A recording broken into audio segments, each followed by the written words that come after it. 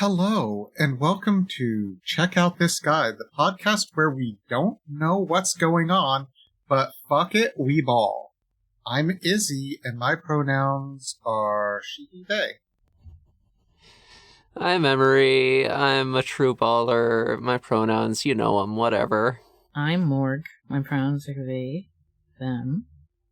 And I think I can ball. Speaking of balling, I think we're gonna start the episode by, dipping a little bit into our current Interstitial campaign, since, and we just finished some balling. Not really. I mean, kind of. It's complicated. Yeah. We were just talking about this before the episode recording. But yeah, the three of us are players in a campaign that Dan, previous guest Dan, is running as this group of three bad dudes calling themselves Omnicore. And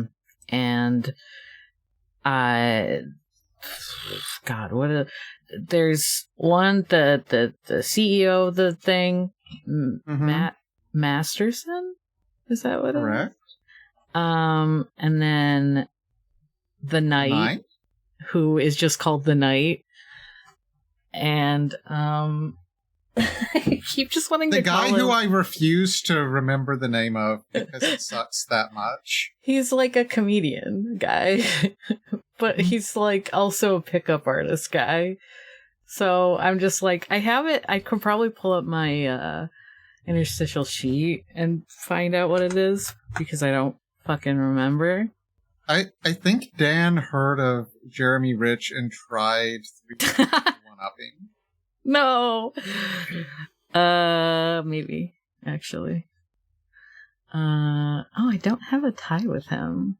That's kind of shocking. Because I do with, the other... Or I don't... Yeah, maybe I got rid of it. Maybe I used it for something.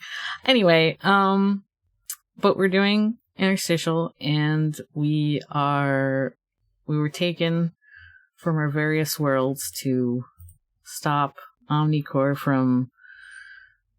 Well, they seem to just, be causing problems in every world, whether that's, trying to supercharge technology into the future too fast so they can make monies, or if it's, I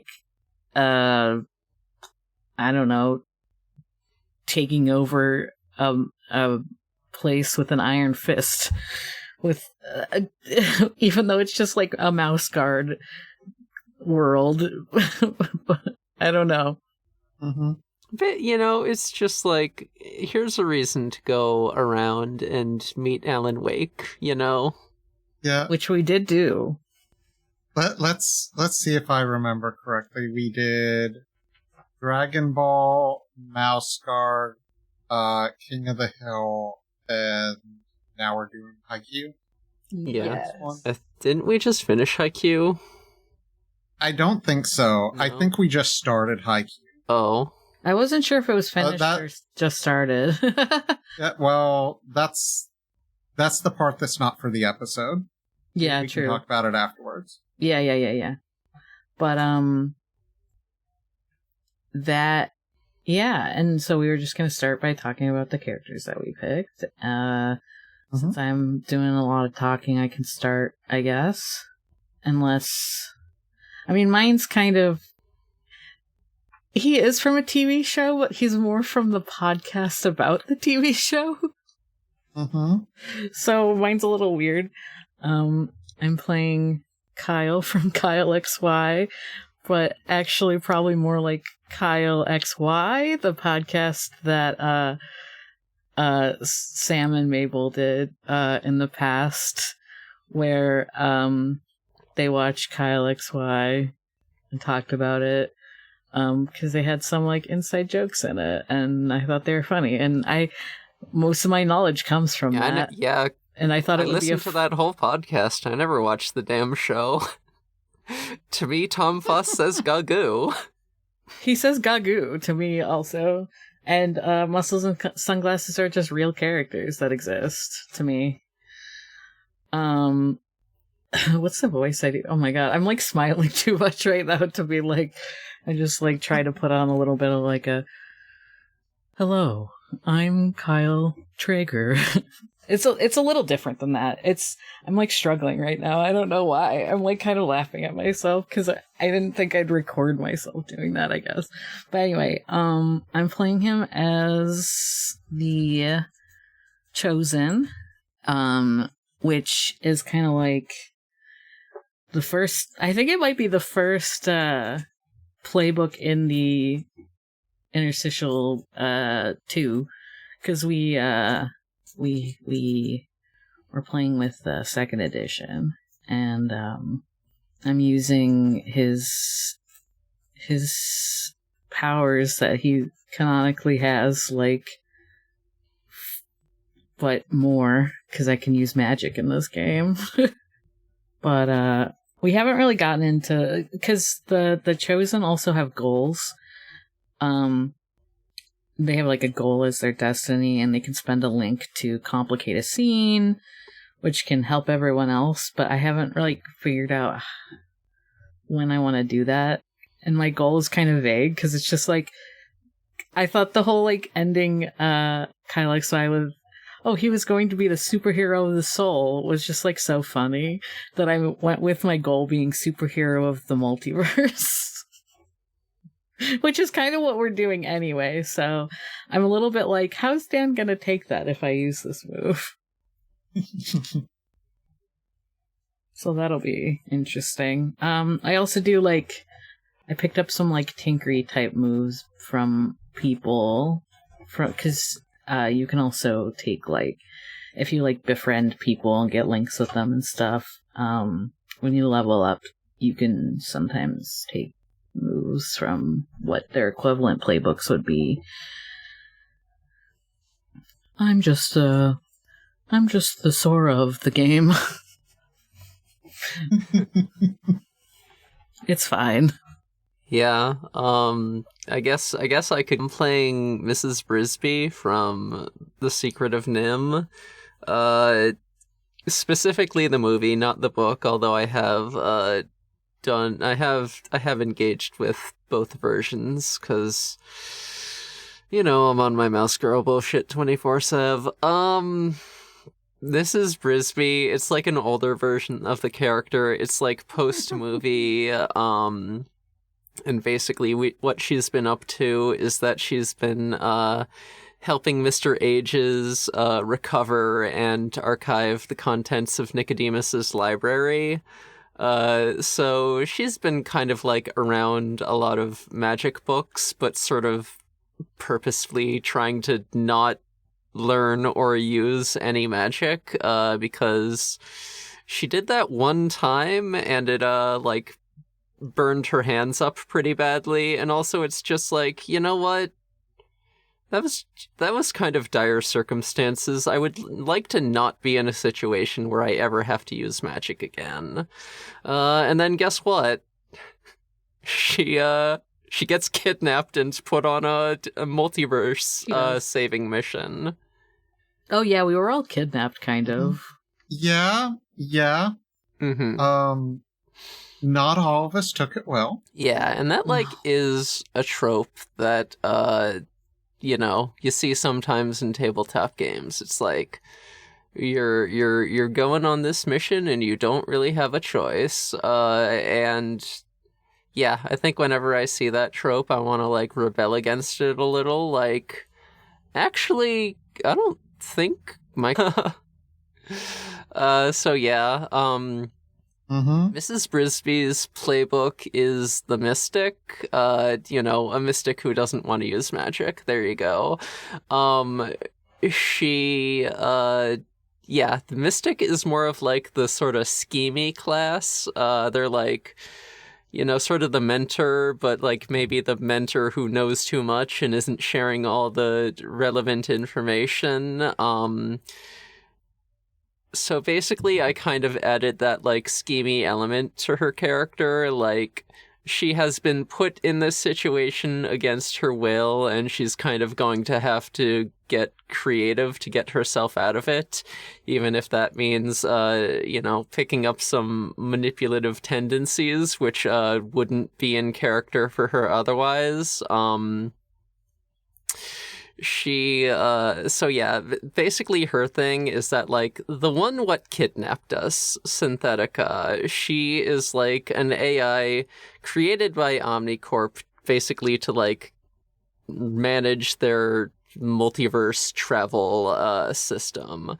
And Synthetica, like, can't directly disobey Omnicorp, but she can kidnap some guys and make them do that for her.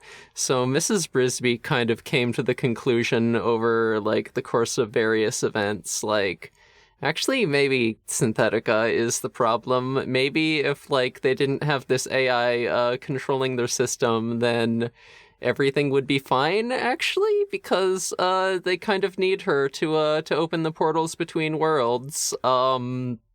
And she just has to do it, so maybe we should make her not capable of doing it. Just throwing ideas out there. Mm-hmm. It's complicated, and only, like, she's starting to tell the other group members her, like, plans. Like, Kyle was one of the first people that Miss Brisby told about. Yeah. She is, like, slowly bringing the other party members into the fold. And also it is Mrs. Brisby's opinion that, like, ultimately Synthetica just wants, like, someone to take the fall for her, because, like, she could theoretically make all these problems go away. She would just get in trouble for it.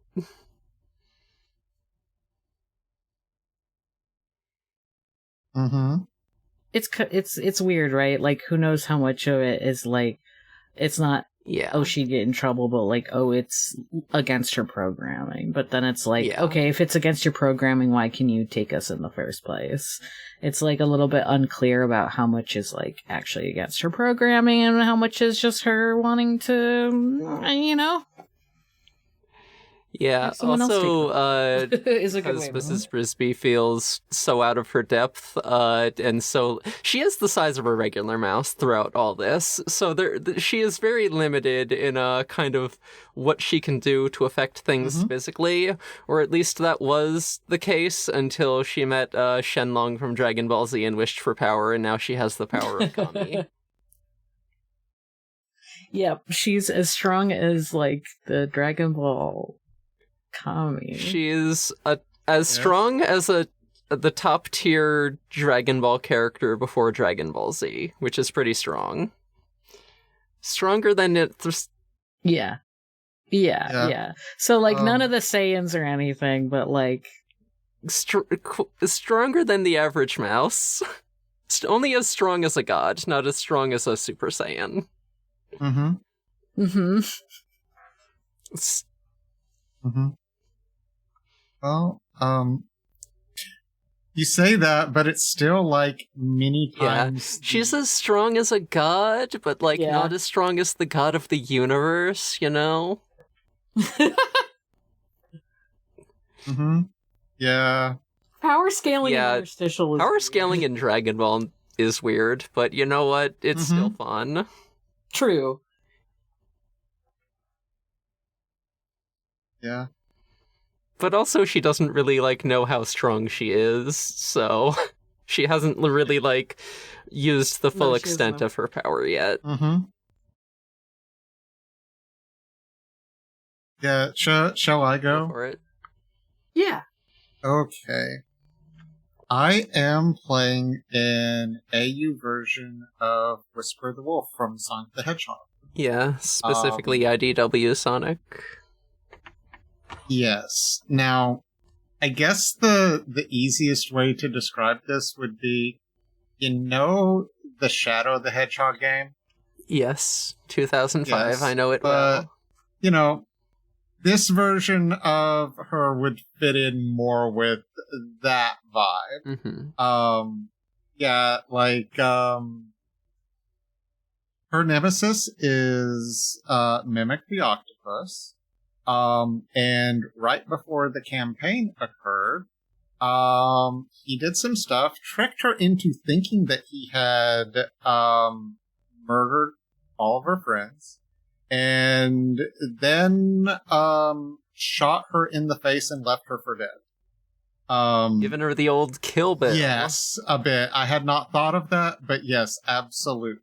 I didn't either. So, she was on a mission to go track this MFer down, and she left behind her wisps and wispin, and is carting around a railgun made by Miles per Hour, and it's got a lot of modes, but it's a freaking railgun. So, you know, that kind of goes to show, like, she's not as gentle as the normal Whisper would be.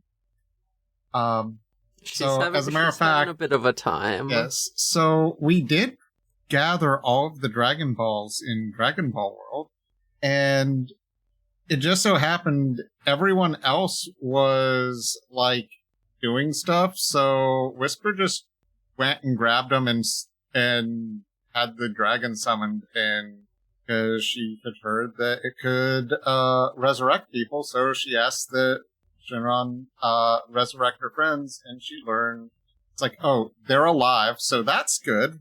And then she's like, well, I don't have anything to wish for. And you know, that's how I guess that's how Mrs. Grisby became as powerful as a god. Yep. Yeah. So she is not all that cooperative with Synthetica. However, she did eventually figure out that that Mimic had been hired by Omnicorp. So then she got a lot more cooperative. And yeah, that's kind of where we're at right now.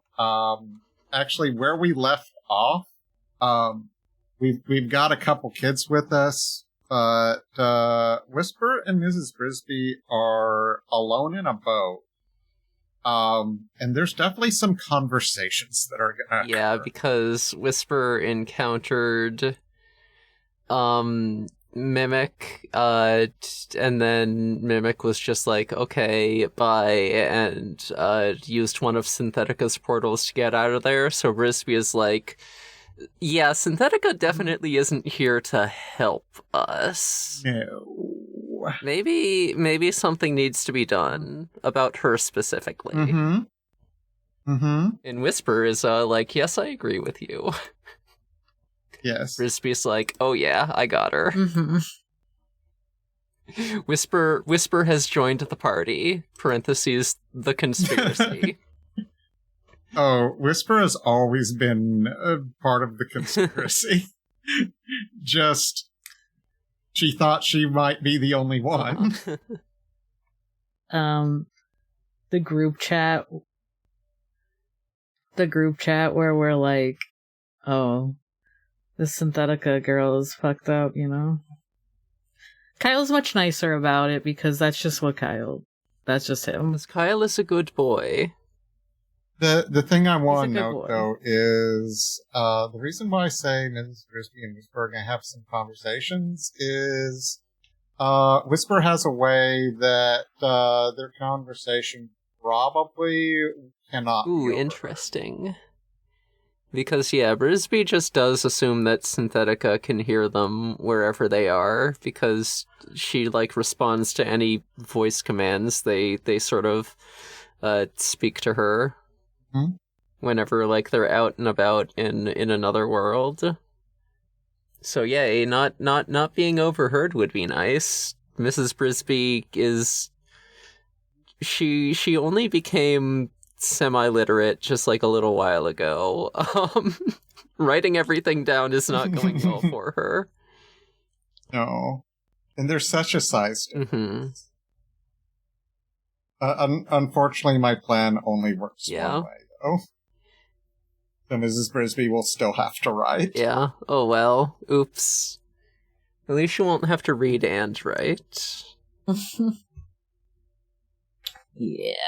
The other thing is, Patra is playing Oikawa from, Haikyuu, and, Whisper was like, oh, this poor child cannot take care of themselves, and, yeah, so she, like, boy.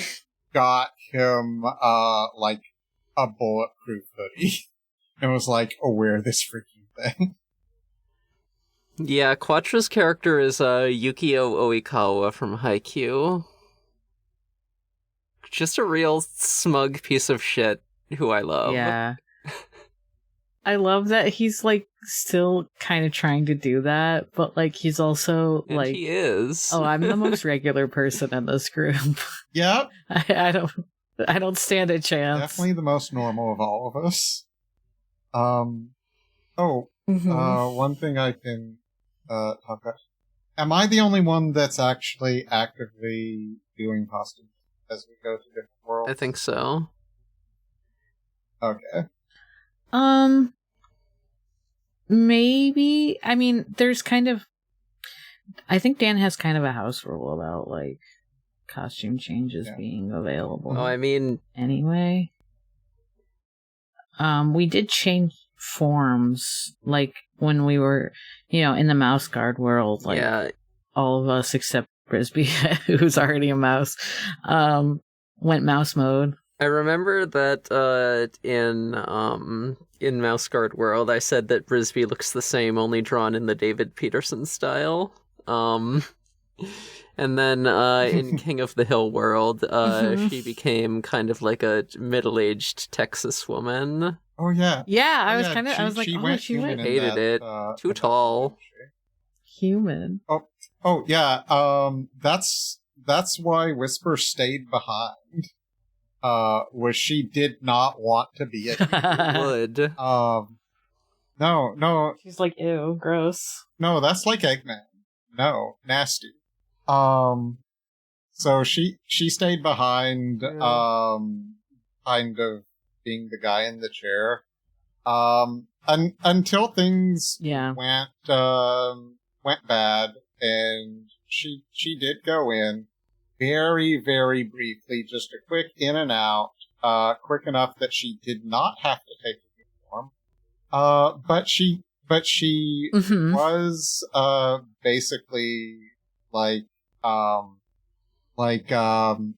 Western movie Marshall or something, but was kind of how she was dressed. And in, Haikyuu World, it's, kind of like a little bit more of a, Tokyo street fashion version of her normal outfit. Yeah. Yeah, I think I just wouldn't necessarily know what Kyle would wear. Crop top. I'm just wearing. I think I did have him in a crop top in one of the worlds. It might have been this one. Because I thought it would be funny. Or, like, someone suggested it, and I was like, yeah, I have to. I have to show off his no belly button. Must be done. Yeah. Oh, the last person in our party is, friend of the show, Patrick. Playing, Detective Jason. Yeah. Gumshoe's a pretty normal guy, too, but he's also, like, weirdly go with the flow. Because, like, he's just like, everything's happening, but oh well. He's the friend. Morg, I think you're the only non-cartoon. Yes, I am. Correct. So, just imagining, like, an anime version of Kyle from Kyle XY. And, like, the Haikyuu world and Dragon Ball and stuff like that. It's fun. What if they did make a Kyle XY anime? I'd watch that. I don't know if it would be very good. Probably wouldn't. He's a special young man. But that doesn't mean the show's good. Smile XY. You smile. I have watched basically zero TV shows of that entire era. Good. Probably fine.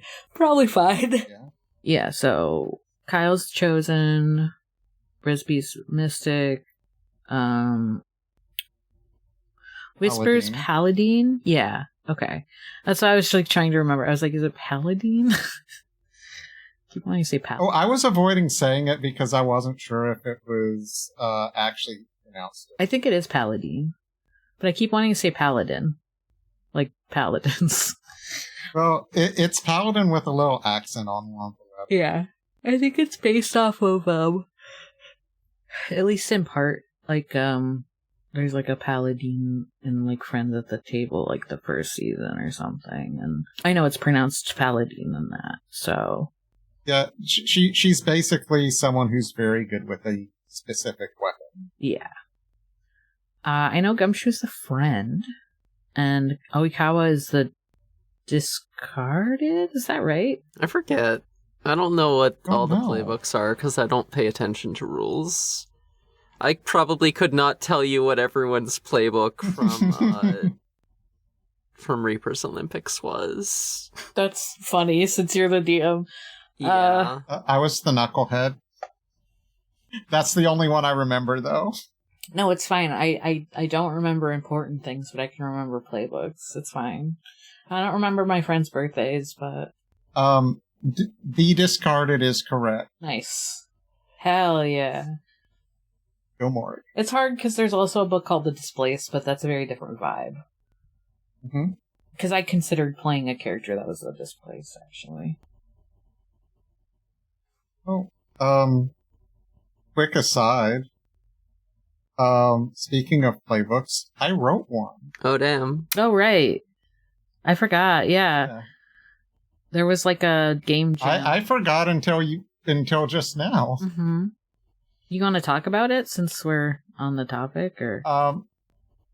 Maybe. Okay. Yeah, I was like, I couldn't even remember what mine was. Oh no.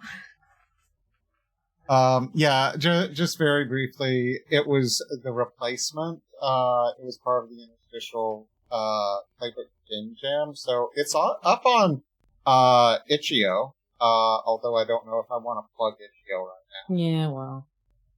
But yeah, it's basically about playing someone who isn't the person who's supposed to be there. They're filling in. And that could mean quite a few different things. Yeah, I think that's like a cool idea. I kind of regret not making a playbook because I did have some ideas for one, but it just got away from me. I at least got to do some artwork for Fee's playbook. Mm-hmm. Fee did several playbooks, as I recall. Yeah. I didn't know like what the hell to draw for that commission for a while, and then I was like, oh, I should just draw Mouse Girl Ray from from Reaper's Olympics. Although she was not a mouse girl in Reaper's Olympics, we just decided that post-campaign she would I entirely forget why we decided this, but I think it was during like our watch through of App Monsters where we were just like, I think Ray's gonna turn into a mouse girl, and I'm like, damn, that's canon in Reaper's Olympics. Yeah, she ate the jelly that turns you into a mouse girl. Yeah, that's exactly right. I don't remember why. I think that was Devin. It might have been Devin, yeah. That has some Devin energy to it. I can see that being a Devin original. I like that Ray is just like, isn't Ray like a human in App Monster originally? Yes. Perfect. Yeah, okay. But he turned into a mouse. But he turned into a mouse. So like, oh, I see a new character. They're mouse girl now. Let's make a mouse girl out of them. I think though what I was gonna do is it was gonna be like very SCP vibes playbook.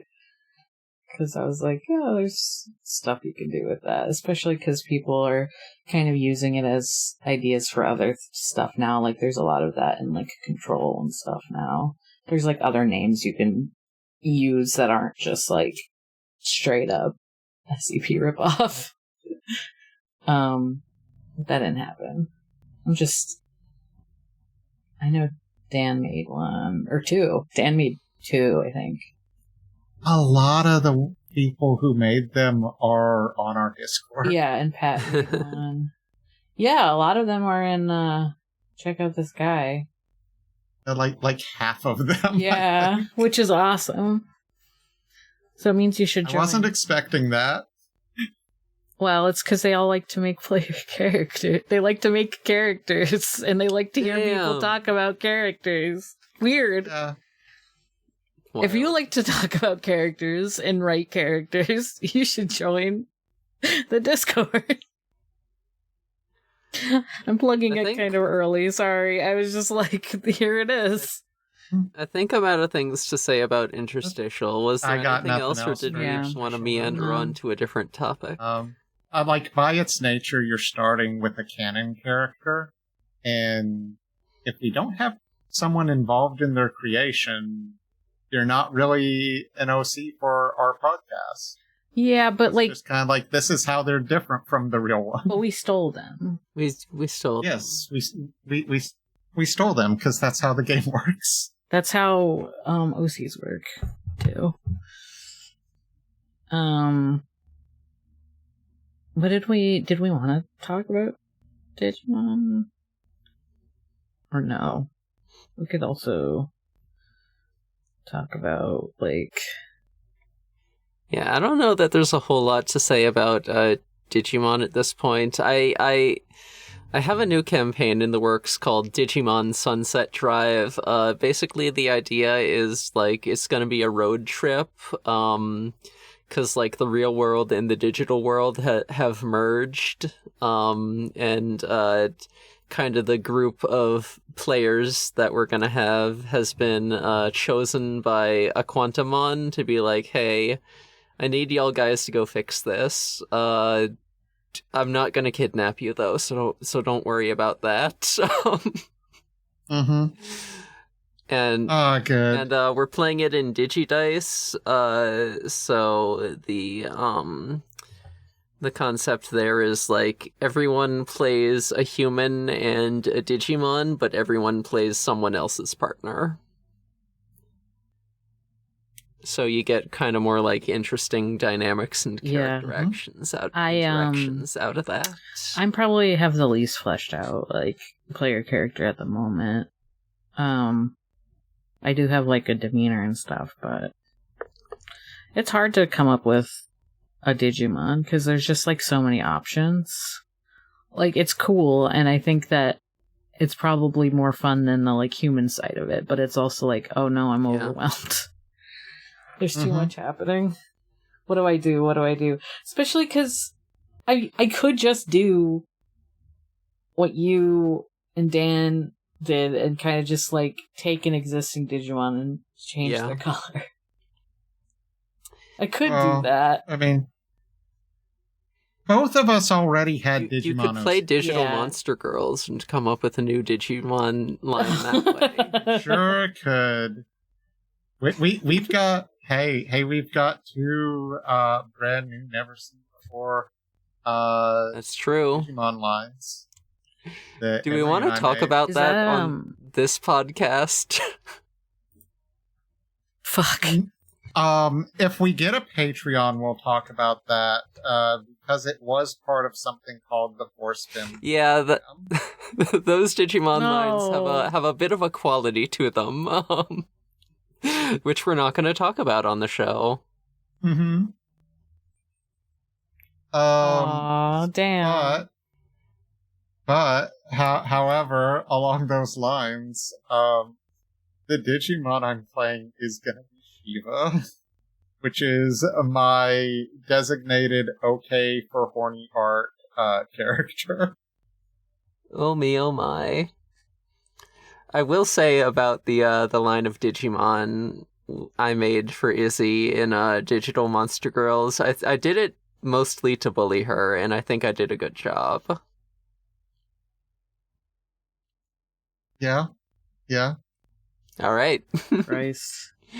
I'm like I said, if we ever have a Patreon or something, I will enough. talk about that, but not now. Snipmon is cool. I like Snipmon. I think I did a great job with her. Shiva is kind of a custom line, but one of those like Renamon or most of Renamon's line has an alternate version that's a different color. So I kind of did that, where instead of having like your adult form or whatever it is properly in Digimon, that rather than being Meikumon based on a main tune, it's Norformon, named after Norwegian forest cat, which is very similar. And so I have different. Giving her the old Kuzuhamon. Yep. And she's ice themed, not named after the Hindu Shiva, named after the Final Thanks, Fantasy Final Shiva. Fantasy. Yes, I'm being explicit about that. I mean, that's where Final Fantasy got the name from, but yeah. Mm-hmm. I'm trying to avoid some canons. Ooh, have you seen the new Final Evo for the Elysian Renamon line? No. Ooh, No. I gotta find it somewhere. I'll go look for that. Y'all talk words. The idea I had for mine was I had named it. I mean, I'm still kind of deciding on if I like this, but I was just like, concept mischievous little demon guy named Azazmon, like Azazel, kind of. Mm-hmm. And it might evolve into either Samyazamon or Molochmon, because those are demons that have not been taken by Digimon yet. Mm-hmm. But yeah, mine's still very up in the air about is that the name of the rookie or the 3 stage or whatever? I don't know. Mm-hmm. But is partially based off of I might have mentioned when I made a character for the game Sorcerer on this podcast. I don't remember. But it was a game that I played with 2 people that are in this Discord, actually. Chesh and Symbolic Godzilla. I made a character, and they're they're almost more like warlocks than sorcerers, if you're thinking in D&D 5e terms, because they have patrons, kind of. And so you make a little patron for your guy. And mine was named, even though it has nothing to do with the actual Angel Azazel. That's what his name was. And he was just a dude with glowy, he's just a little, I have to, I don't remember everything about it, but he's just a little guy that can get big. And I'm that's pretty much a Digimon. Mm-hmm. That's what a Digimon is. Everything's a Digimon. Mm-hmm. But I think I made him look a little bit like a Heartless from Kingdom Hearts, the base form Heartless, but with more glowy bits, because I can't seem to help myself. Are cool. Mm-hmm. Hey Emory, I'm looking at this image that you posted. I'm just gonna say I'm noticing where a bunch of the details are, and let me look at this. Oh, I think that first one is fan art. Oh boy. I just pulled that from another server. Oh. Okay, because I was that's horny. Then the official one is below it, so That is horny. It's a horny design. I was like, I don't know. The official one's still pretty. Yeah, the fan art is on model. Oh, the official. Okay, I'm gonna be the one to say it. The official art, it sure does have a lot of detail. Uh-huh. Sure does have a lot of leggy showing. I like how different, like, they all look. That lower left one. Hey, hello. How's it going? Mm-hmm. I'm more for the lower right one. Yeah, I figure. Of the two on the left, I would go for the upper one. Mm-hmm. I like the upper one on the left as probably my favorite.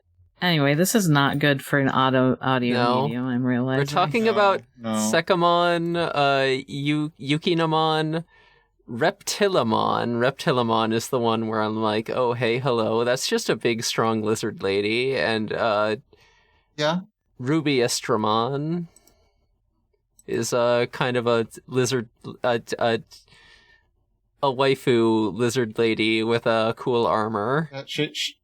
Wait, Estramon? So that... What? You said Estramon? No. I don't know. Ruby Estramon.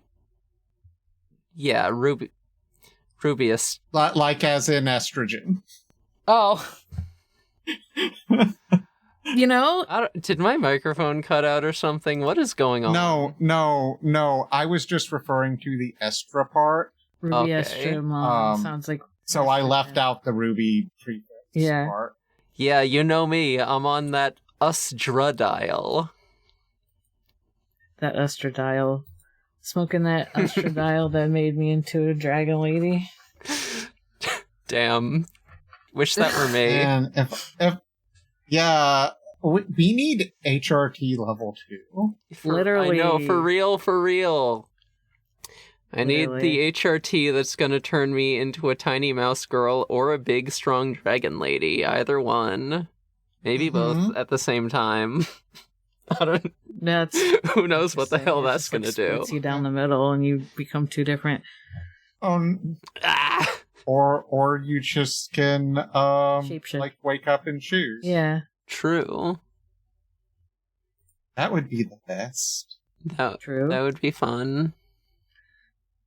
It's like choosing an outfit. It's like, god damn it, this has got to be appropriate for work. I can't, can't go in looking like a dragon lady today. I think Reptilamon is growing on me. Yeah. What? To bring us back around, have you given any thought to your human character? I mean, I gave a little bit, like their personality. I picked like demeanor and stuff. I made them like pompous and intellectual. They're kind of just like, I was like, wow, I have a hard time making asshole characters. What if I try this time? Like, I'm not setting out to do that, because, like, I know it's gonna be, you know, especially because I'm gonna have one of you guys as, like, my Digimon partner. I don't necessarily want to be, like, an asshole straight up, but, you know. My goal is to be less asshole.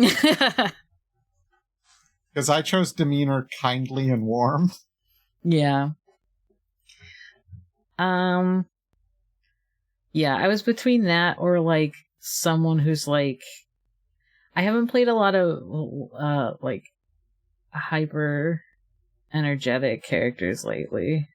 Probably because of the depression. But I do like playing those kind of characters. But, yeah, for now, at least, I'm having them as being kind of, like, pompous-y and, like, kind of, you know, good at computers. Kind of like, I don't know exactly everything about, but I was like, I did consider, like, just playing as, like, Kirishiro or something instead. because I couldn't think of a character. I was like, I don't know. Yoshiro would be a really fun character to play. Yeah. I think I recommended you Kyoshiro and Jellymon for the Interstitial campaign. Mm-hmm. We did. Mm-hmm.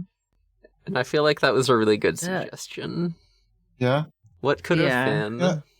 Alex Y is also that's actually fun, kind of why I then- went with the Paladin and a Darker Whisper, because I thought the Kyoshiro might happen. Oops.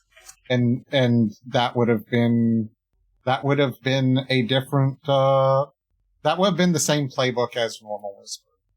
Yeah, I think. I because it was a familiar. I think I just decided not to do the familiar. Sorry. No, it's fine. I like what I've done. Yeah. Yeah, but now I can play Kirishiro in this campaign instead. Probably not. Probably not. I'm probably gonna play it. I mean, I don't know, because the other two humans are, like, adults. Yeah. I did say that, characters can be any age and we're allowed to have a mixed age group, because, Digimon is typically about kids. Yeah, but you know what? I'm playing the rare Just play whatever you want, Just like a guy in, like, his 80s. There's gonna be... Damn. There's just gonna be... I knew he was old. I didn't know he was, like, 80. Yeah, like, extremely old. Like, mid to late 80s is where I think There's gonna be a full-ass adult tamer in the main cast of Beat Break, so that'll be interesting. Oh. Mm-hmm. He's got a Leomon look-alike, so I do not expect good things for him. Oh no. Well, this isn't actually Leomon, so maybe it's the trainer that dies. Oh no. Some kind of tragedy is gonna happen. I'll be disappointed if it won't. Anyway, look forward to October when we're gonna be reviving our Digimon podcast and updating it to Digimon Drum and Gaze. I forget if we've announced that yet, but that's a serious idea I have. Wait, you didn't announce that to I've me. been You were talking one of the about it in the hosts. server. You mentioned it like once or twice in passing. Yeah, you like I just assumed this was gonna happen, so I'm not surprised. Yeah, Drum and Gaze. I didn't see anything about Drum and Gaze. That's why I was like, wait a minute. Wait a minute. You came up with that before we even learned that the main characters. Yeah, no, because the name of the series is Beat Break, which is derived from breakbeat, and drum and bass is also derived from breakbeat, and it's got to have gay in it, so it's Drum and Gaze. Mm-hmm. It just worked out well that there is a drummer too. I'm so smart. I came up with that all on my own. You sure did. I'm good at naming podcasts. Anyway, do we have anything more in... This is why you're the leader. No, I'm not. No, we can't get into the leader stuff. No, I'm pulling the plug. I'm not responsible enough to be the leader of this podcast. You know I'm not. I think we're okay to, like, it's about an hour. It's like a little... Yeah, I'm out of things to say. Yeah. Unless you just want me to talk about Digimon more. But we should save that for Drum and Gaze. Yeah. Like I said earlier, you should join the Discord, even though... Talk about... Because it might be Digimon again. But also, we're still going to talk about guys. And checking them out, so... But you can just, like, find the podcast on Noisepace, XYZ, and also online in a lot of places like Tumblr. Check out this guy. I'm just kind of, like, realizing that I was the only one that had, like, online handle stuff that I kind of use, so I was like, what if I just jump into the main plugs instead? Mm-hmm. Since neither of you really do online stuff except for the Discord. Yeah, look in the show notes. You'll find us. Yeah, I'm haunting the Morgan everywhere. in every place, including behind you. Ha ha ha ha. No, yeah. That's why you're haunting. True. Maybe I should play a Ghost Digimon. Anyway. Anyway, I'm Emory. I'm only gonna plug Disappearances of Lydia Fontaine anymore. Yippee! Season 1, it's in the works. I am too. Yeah. Look forward to it. too. I know I am. We already talked about the Discord, so I think that's all the plugs. This is part of the Noisespace.xyz network. Thank you, Matt GameCube, for being a real one and hosting us. Yay. That's it. That's how we That end it? a podcast. In like a lion, out with like a lamb. Great. Groovy and like a lion, I'm not sure. I'm not sure either.